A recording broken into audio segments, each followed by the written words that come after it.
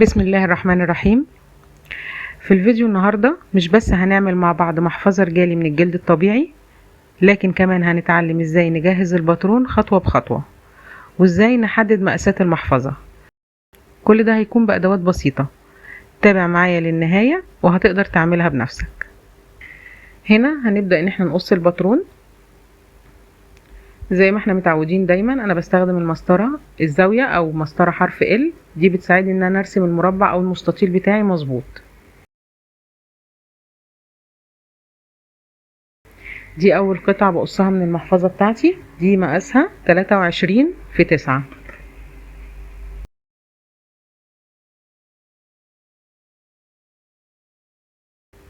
هنا هبتدي اقص الجزء التاني او القطعة التانية.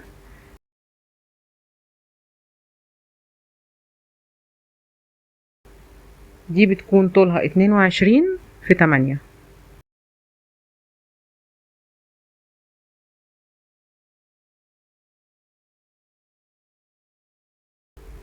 هنا هبدأ ان انا اقص الجيبين الصغيرين بتوع المحفظة.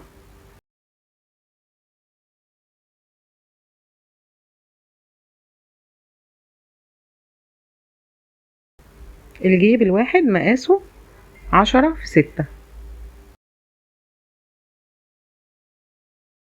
انا كده عملت الجيب الاول.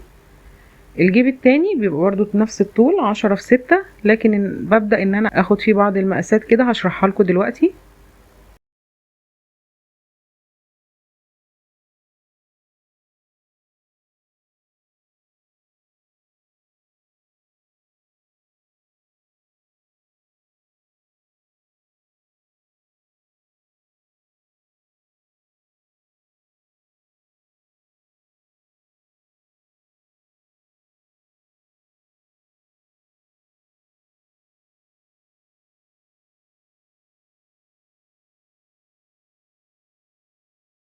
عايزين ناخد بالنا من طريقة قص الجيب، وانا هشرح لكم بالظبط المقاسات بتاعته.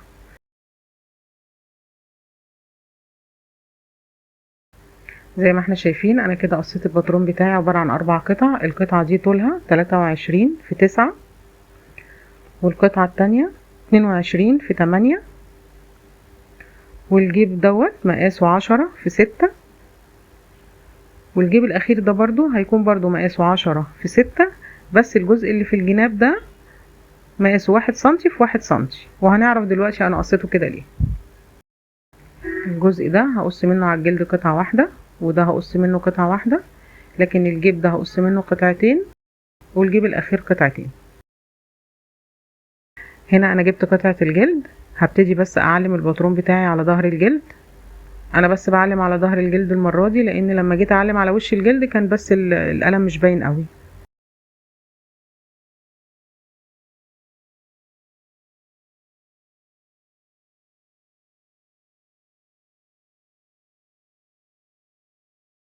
زي ما احنا شايفين انا علمت كده من الاجزاء الكبيرة كل واحد قطعة واحدة،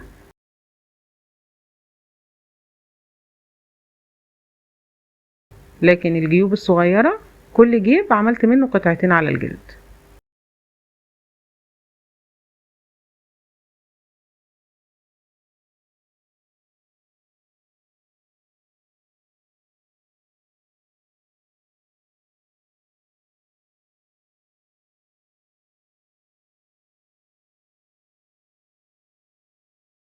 هبدأ اجيب المسطرة والقطر، وهبتدي ان انا اقطع ال6 اجزاء اللي انا رسمتهم.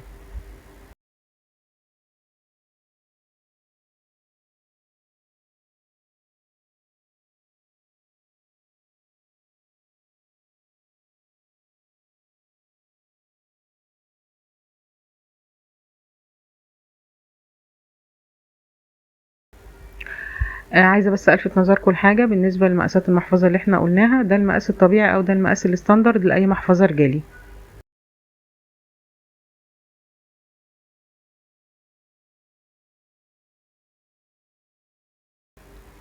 كده زي ما احنا شايفين انا قطعت خلاص كده المحفظة. دول ال6 اجزاء بتوعي.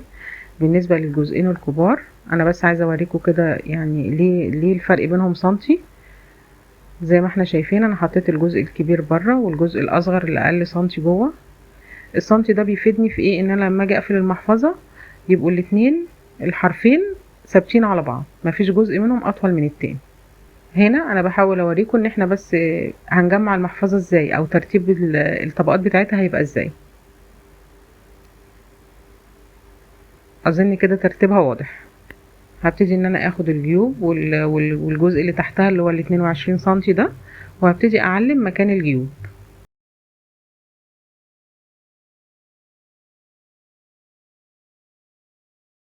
زي ما احنا شايفين بالقطر. هبتدي اعلم مكان الجيب،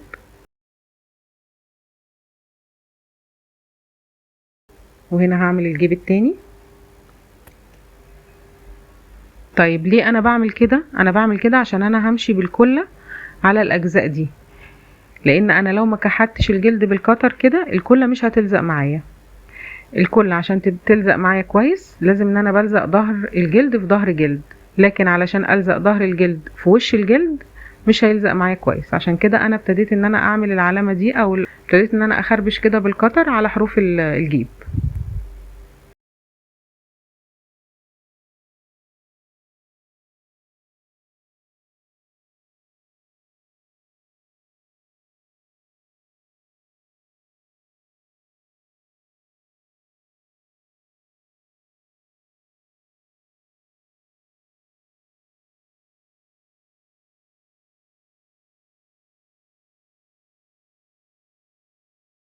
كده زي ما احنا شايفين حطيت الكلة على الاجزاء اللي انا خربشتها،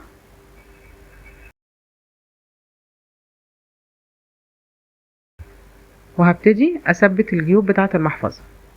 طبعا انا قصيت الجيب ده من الجناب، دخلت جوه الواحد سنتي. اما اجي اخيط الجيوب فوق بعضها ما خيطش 3 طبقات فوق بعض، يعني اخيط طبقتين بس فوق بعض. ده طبعا بيخلي المحفظة بتاعتي شكلها احسن، وما تبقاش فيها طبقات جلد كتير، وما تبقاش فيها اي كلكعة. انا بحاول امشي معاكم خطوة بخطوة عشان تبقى واضحة بالظبط الطريقة والترتيب. هنركب الناحية التانية. هبتدي بقى اجيب برجل العلام وهفتحه على نص سنتي، وهبتدي اعلم الجيوب بتاعة المحفظة من الداخل. يعني عايزين نشوف بالظبط الاجزاء اللي انا علمتها.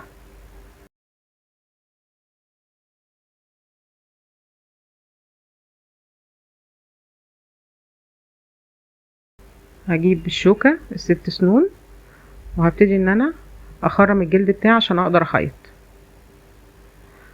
انا عايزاكم تشوفوا بس الجزء اللي انا خرمته، لان انا مش هخرم الجيب بالكامل، انا هخرم بس الجزئين اللي جنب بعض اللي احنا شايفينهم دول.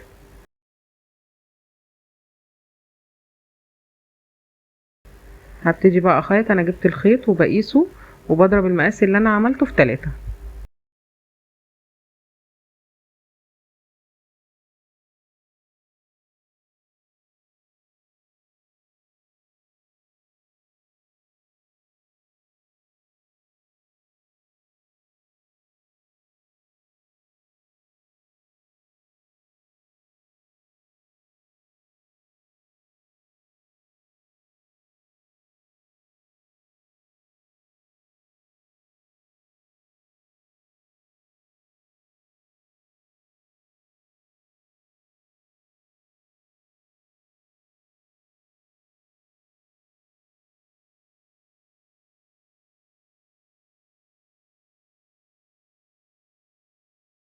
طبعا انا لو الباترون بتاعي مظبوط والقص والتخريم، كل ما كانت النتيجة معايا هتكون احسن.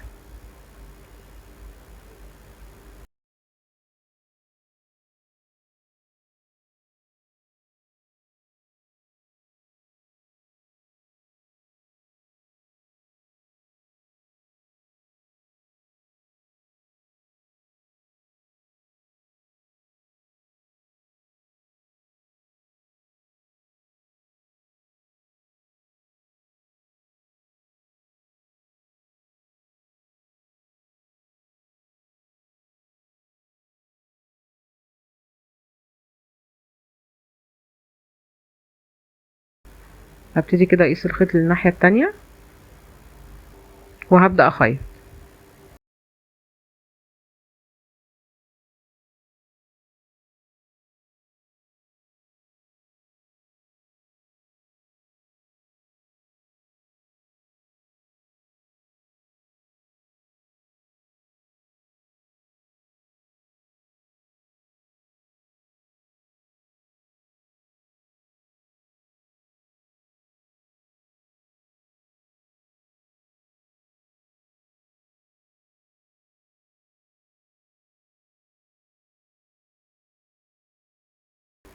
هبتدي بقى احرق حروف الخيط واثبت الخيط بتاعي.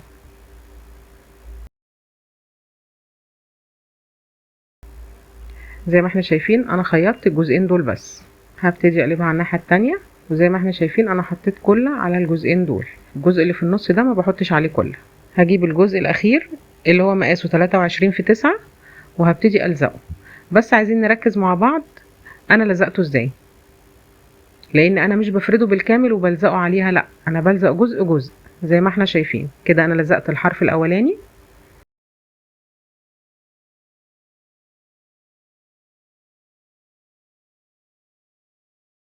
هبتدي بقى اجيب حرف الجلد على الحرف اللي تحتيه. هبدأ ألزق الجزء التاني، هحط الحرف على الحرف.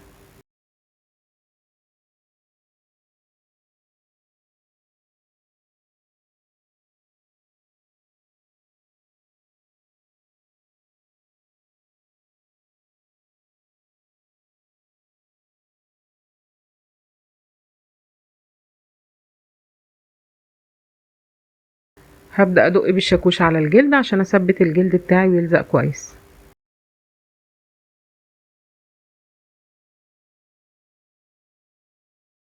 شايفين الجزء ده هو اللي بيخلي المحفظة بتاعتي تبقى مظبوطة، لما أجي أقفلها تبقى الحروف على بعضها.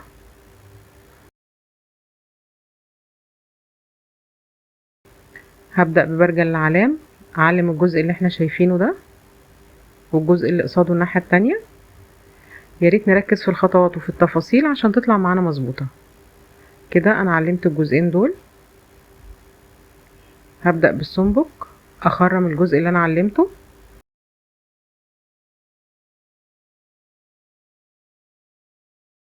زي ما اتفقنا في الكيرف أنا بستخدم السنبك الزوجي.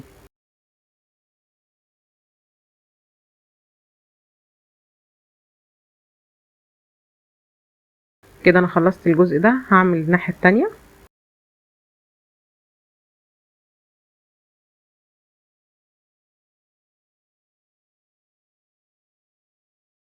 طبعا انا مش بخرم الجزء ده كله، انا بخرم بس لغاية ما احنا شايفين الجزء اللي في النص ده مش بخرمه. كده انا قست الخيط بتاعي على الجزء اللي انا هخيطه وضربته في 3 زي ما اتفقنا.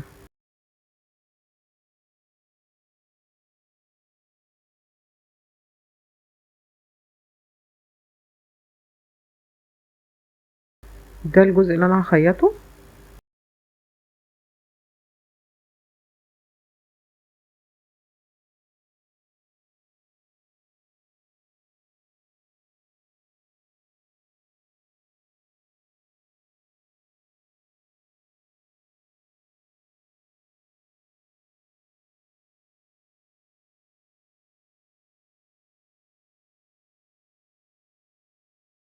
زي ما احنا شايفين لو مشينا على الخطوات اللي قلنا عليها هنلاقي الموضوع سهل وبسيط ومفيهوش اي مشكلة ان شاء الله.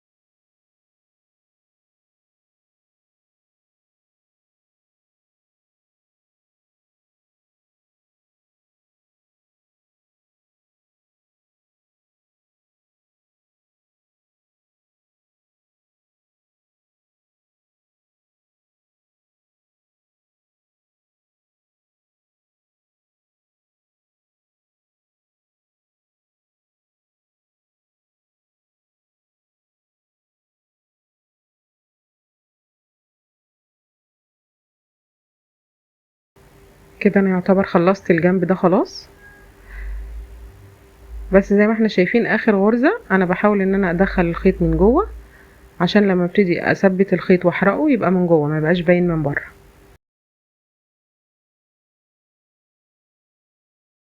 هبتدي اقص الخيط، هسيب بس حوالي نص سنتي وبعد كده بعمله بالولاعة. ده الجزء التاني هبدأ اخيط فيه.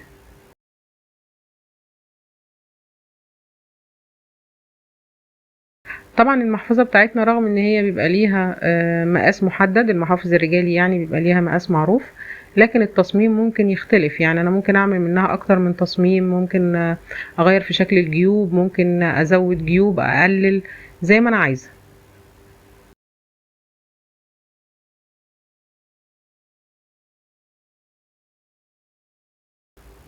وبكده نكون خلصنا المحفظة بتاعتنا بكل سهولة.